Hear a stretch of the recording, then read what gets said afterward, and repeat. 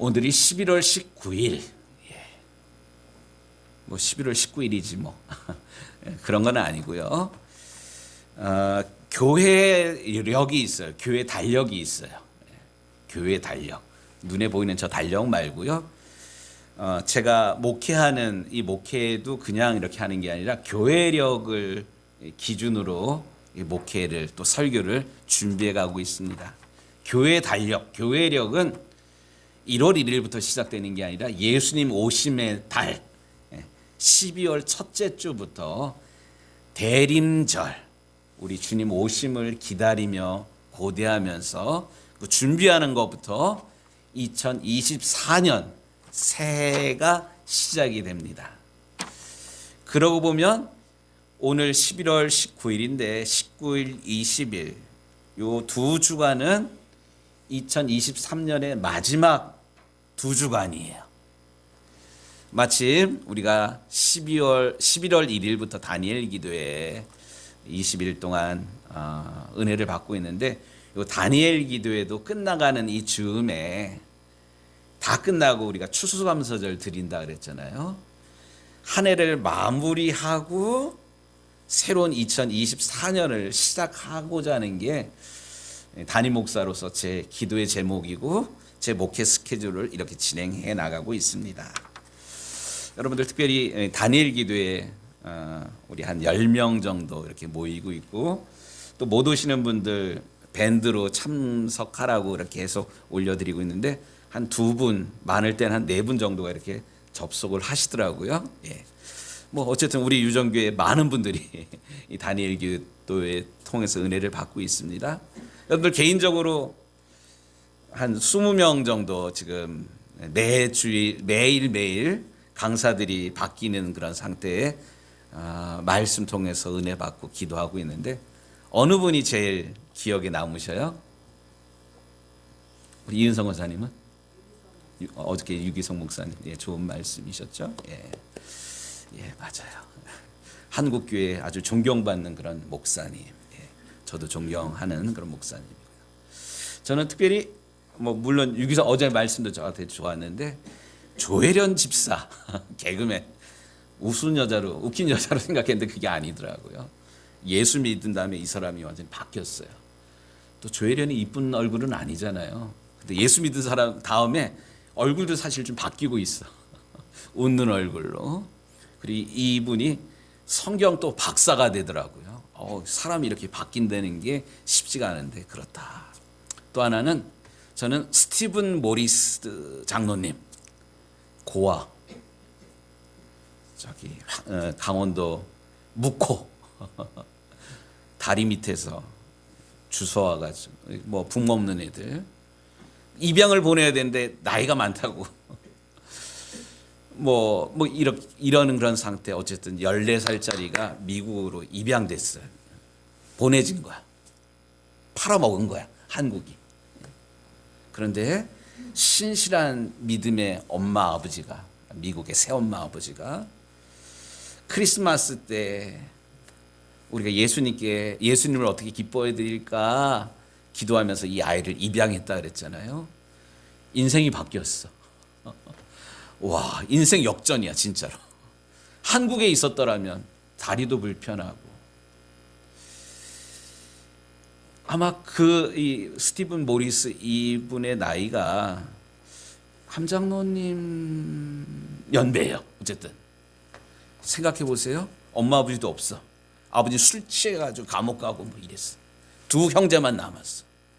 이러다면 10중 8구 한국에서 살았다면 어땠을까요? 술 주정뱅이가 됐을 거야.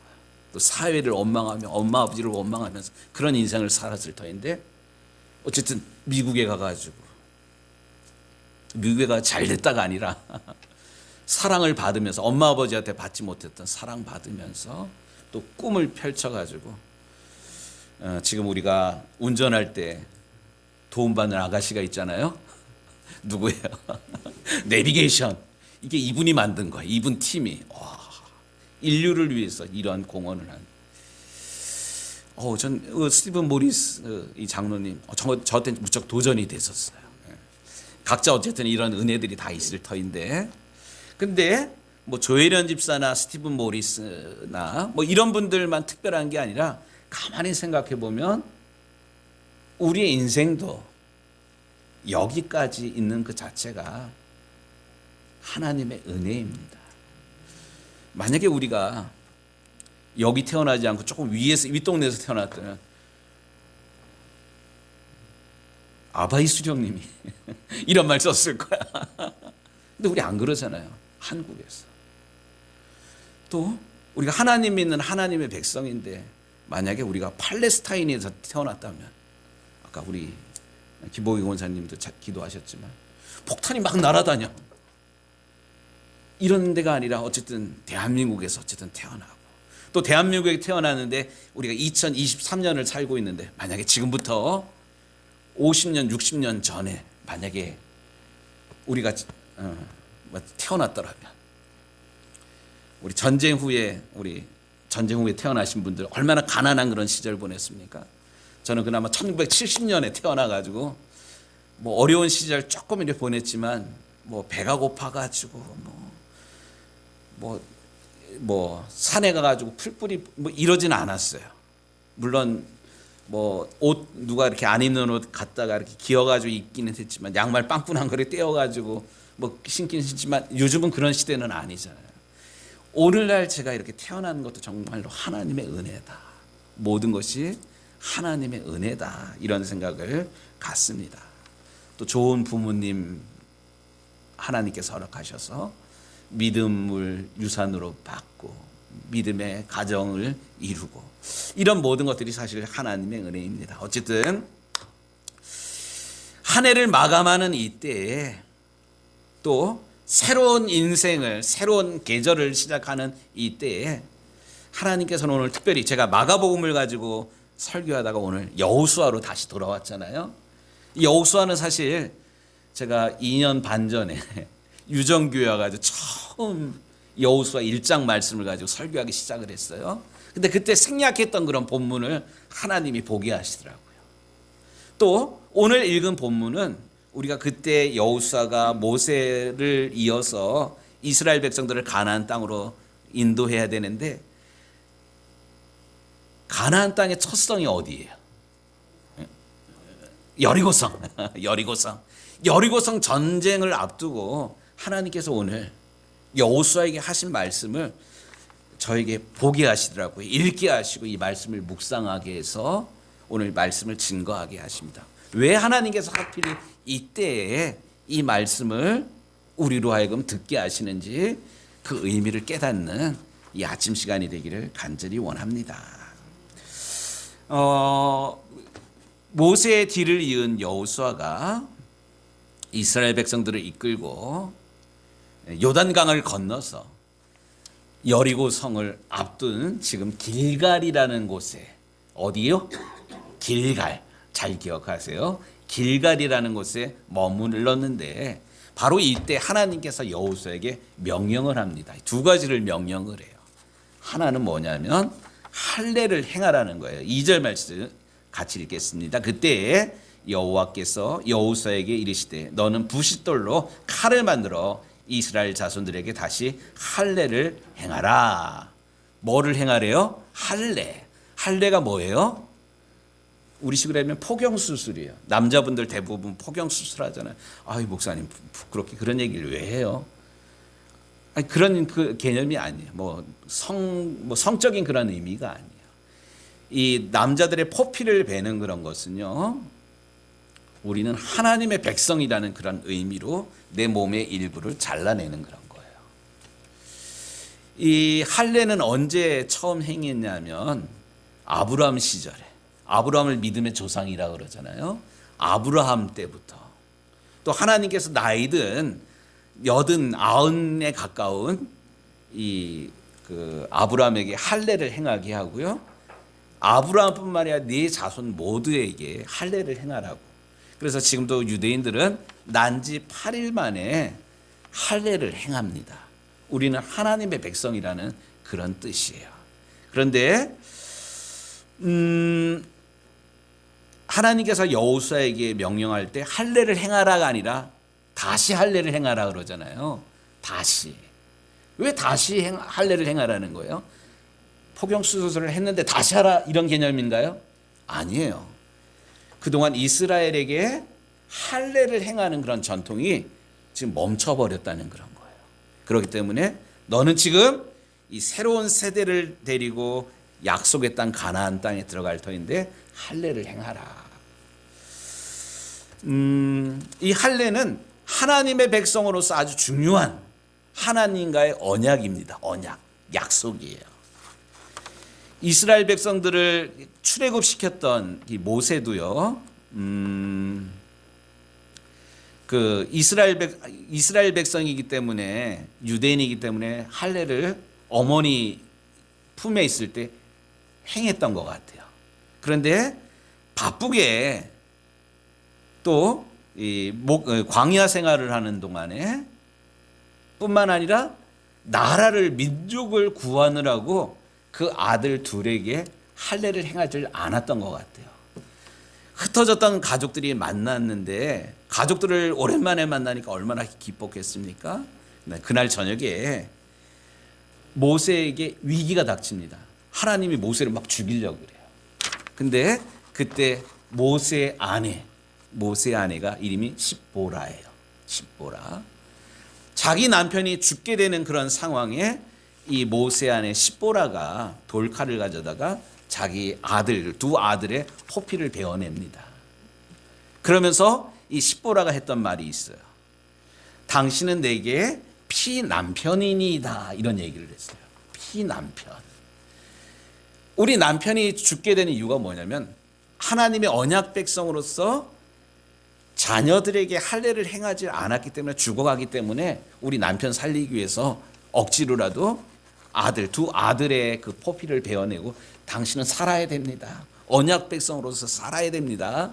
이렇게 그 아내 십보라가 하나님 앞에 이런 할례를 대신 행하는 그런 사건이 일어납니다.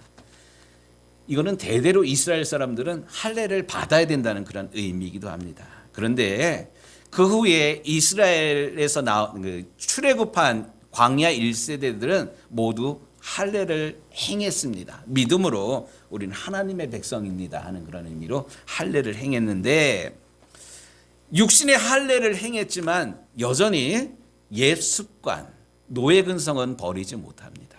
출애굽해서 광야 생활하는 동안에 계속해서 뭘 하냐면 불평하고 원망하고 투덜대고 막 이래요. 배고파 죽겠어요. 목말라 죽겠어요. 고기 먹고 싶어 죽겠어요. 죽겠어요. 우리들이 가만히 보면 계속 불평하는 그런 사람이 있어요. 좋은 것도 불평해요. 더워 죽겠어요. 추우면 추워 죽겠어요. 뭐 좋아 죽겠어요. 다 죽겠대.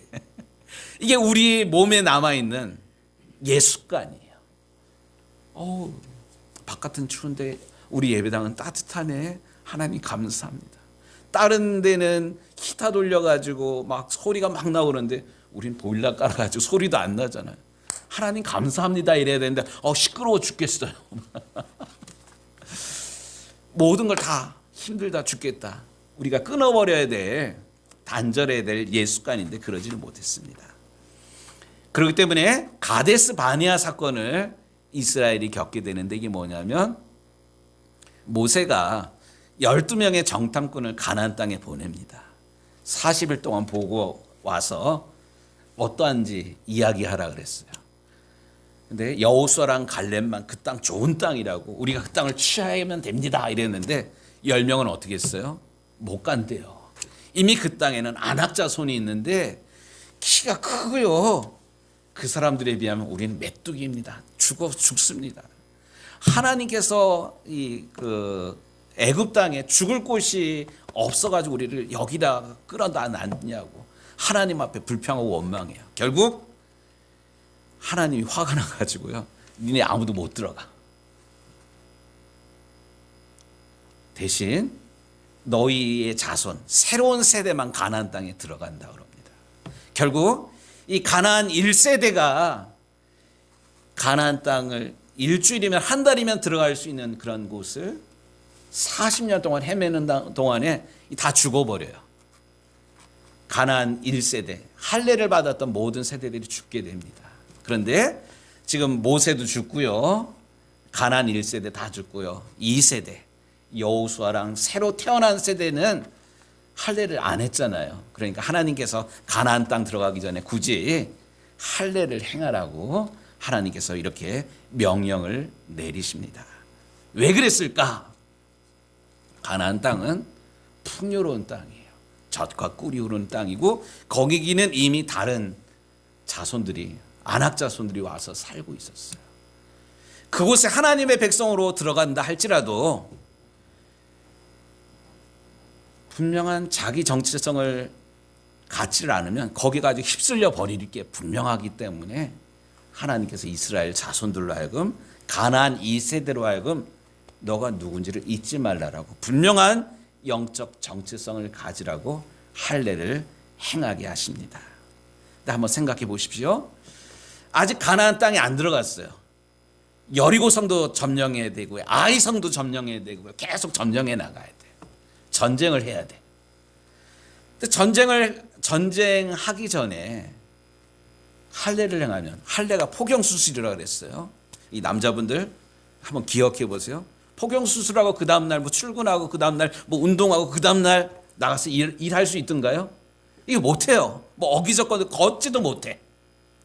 그렇잖아. 그렇죠? 근데 하나님이 굳이 전쟁을 앞둔 이 시기에 할례를 행하라고 하나님이 명령 내린 거예요. 왜 그러셨을까? 바보짓 같은데 인간적인 생각으로는 바보짓이지만 우리가 하나님의 사람이며 하나님의 백성임을 하나님의 군사임을 잊지 말라라는 그런 의미입니다.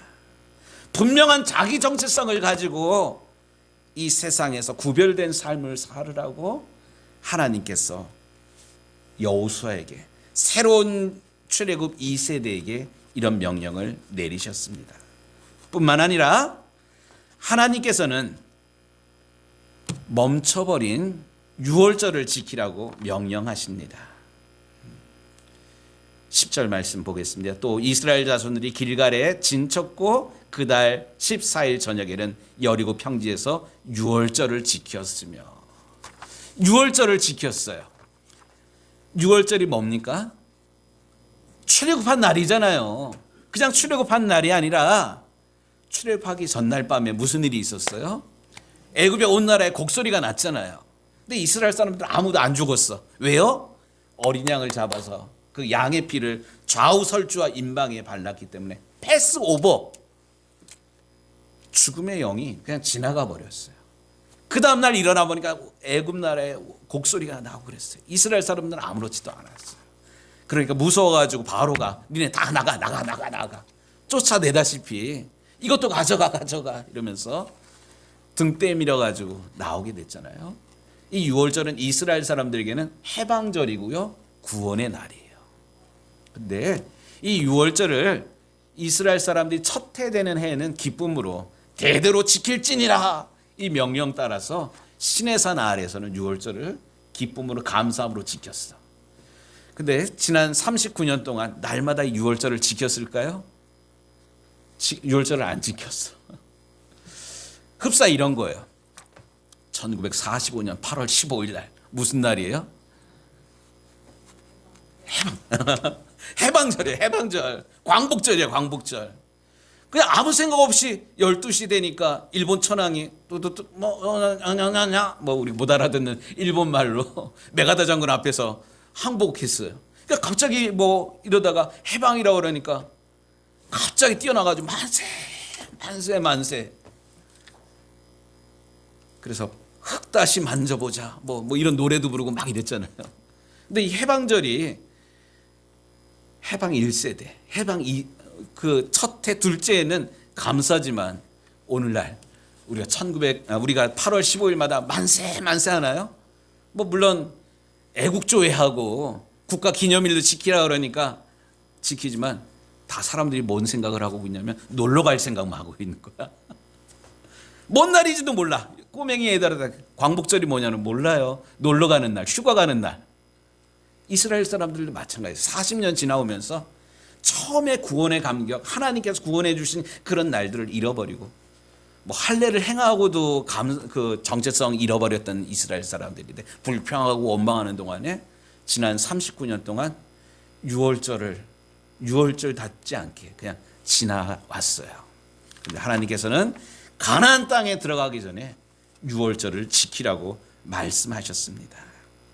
한번 좀 생각해 보세요. 이스라엘이 40년 동안 농사도 안 하고 뭐도 안 했는데 하루도 거르지를 않았어요. 하나님이 아침마다 뭐를 주셨어요? 만나를. 저녁 때 메추라기를 주셨어요. 며칠 동안? 40일? 40년이에요. 40년. 제가 한번 좀 계산을 해봤습니다. 한번 잘 따라와 보십시오. 이스라엘 사람들이 지금 200만 명이야. 200만 명. 하루 세 끼를 먹는다 그러면 200만 명이 먹는 하루 세 끼 600만 개예요. 그런데 이 600만의 그 식사를 30일을 먹는다 그러면 1억 8천 끼를 먹는 거야. 그런데 이거를 12달로 계산하면 21억 6천 개. 21억 6천 개를 40년 동안 먹는 거야. 제가 이거를 라면으로 한번 계산을 해봤어요. 요즘 라면 하나가 값이 얼마인가나요? 너구리. 저는 너구리를 좋아하는데 오동통통한 내 너구리. 너구리가 200원 아니잖아요. 1,000원이라고 어쨌든 칩시다. 옛날에 너구리 200원 맛있었어요. 근데 1,000원을 세 끼를 먹으면 200만 명이 세 끼를 먹으면 뭐 1,000원으로 계산하면 6천만 개예요. 이걸 어쨌든 아까 계산을 하면 도저히 계산이 안 돼. 하루도 아니고 40년 동안 이스라엘 전체 사람들을 배가 고파가지고 굶어 죽은 사람이 아무도 없어.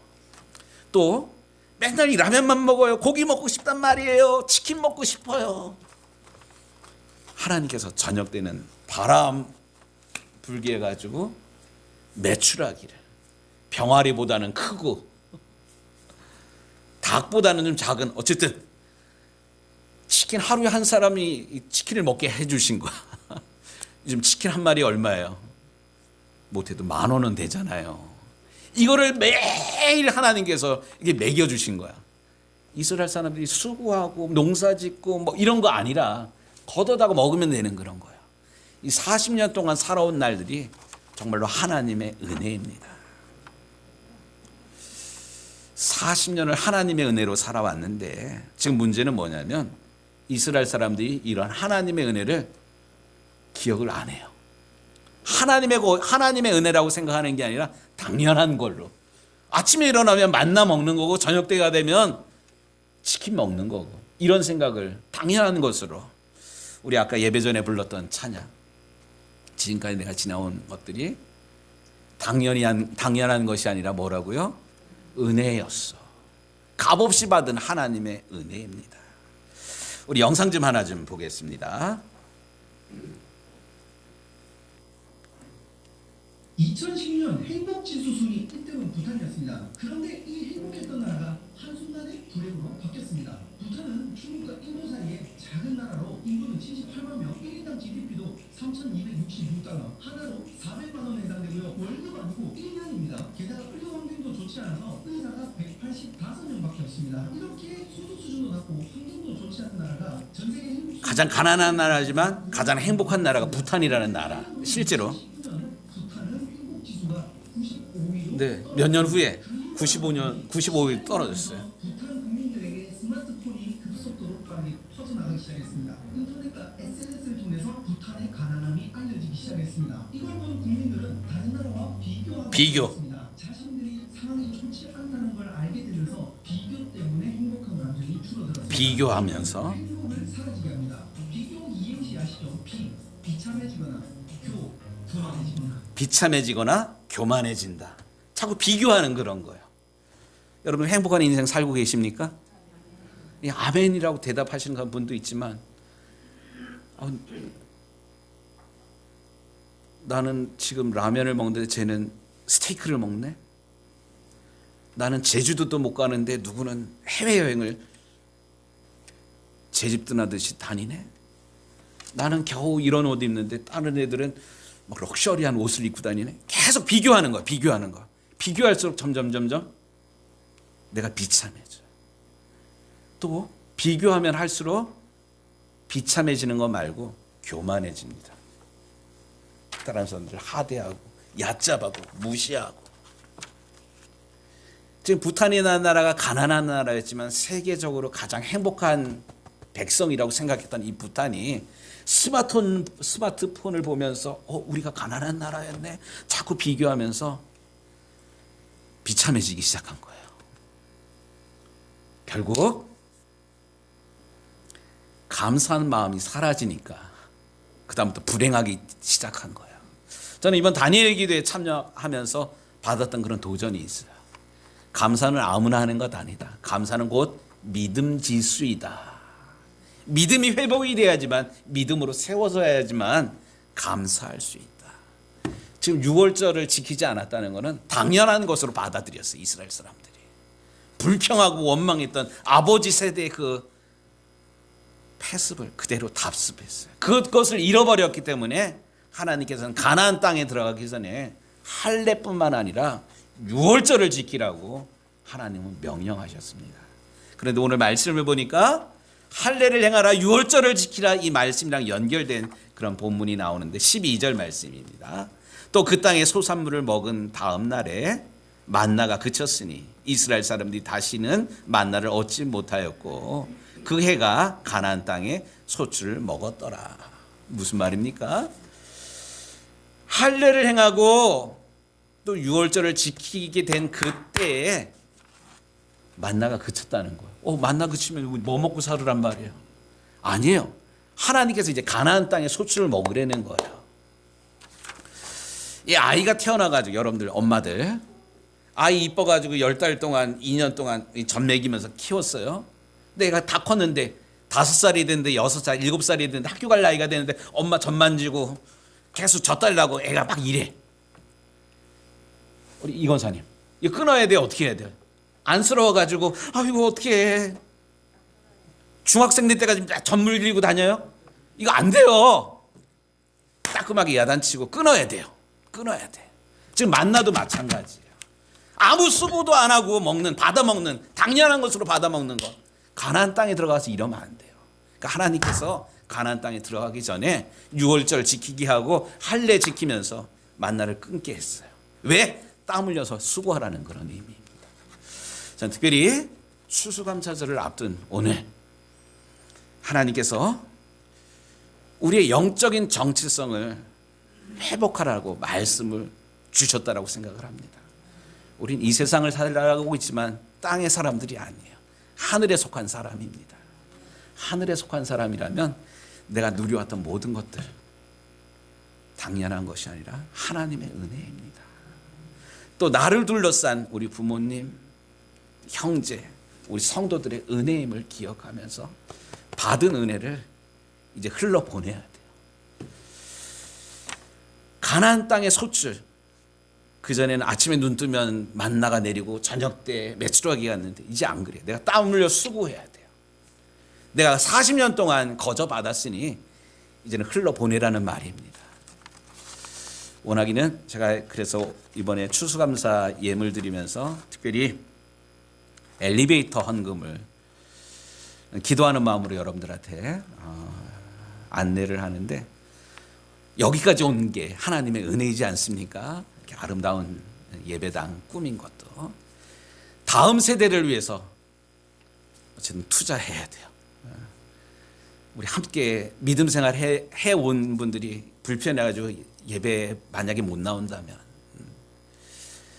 아주 건강한 우리가 다음 세대를 위해서 우리 어르신들을 예배 드릴 수 있도록, 그래서 저는 이종선 선생님도 예배 그냥 멀뚱멀뚱 하루 온종일 그냥 집에서 시간 보내는 게 아니라 함께 예배 드릴 수 있도록 길을 열어줘야 돼. 우리 정용 씨가 어르신도 마찬가지죠. 김을겸 어르신도 계단 가장 먼저 오시긴 오시는데 와가지고 너무 힘들다 그래요. 22개 너무 높아요. 우리가 함께 기도하면서 엘리베이터 놓는데 우리가 힘을 다해가지고 엘리베이터 놓는 이 일에, 거룩한 일에 함께 동참해 주시기를 바랍니다. 뿐만 아니라 엘리베이터 놓고 나면 지난번에 우리 윤경환 집사님 매형인가 좀 이렇게 알아봤는데 엘리베이터를 유아실에다 놔야 되더라고요. 유아실 이쪽으로 우리 그 식당 이쪽 가스 있는 그쪽에다가 놔야지 구조물을 안 건드리고 엘리베이터를 놓게 돼요. 그러면 유아실 저거 없어지잖아. 우리가 다음 세대들을 위해서 아기 낳으면 뭐 이런 기도하는데 어쨌든 이참에 유아실도 하나 만들어야 돼 이쪽으로. 어쨌든 이런 목회 계획을 가지고 있는데 여러분 기도하면서 하나님께서 너희들 거저 받았으니 또 받은 복을 흘러보내라는 이 말씀에 정말 기도하는 마음으로 한 주간 동안 기도하시면서 이 하나님의 부르심에 믿음으로 반응하는 우리 유정교회 모든 성도들이 되어주시기를 주님의 이름으로 부탁드리겠습니다. 아멘.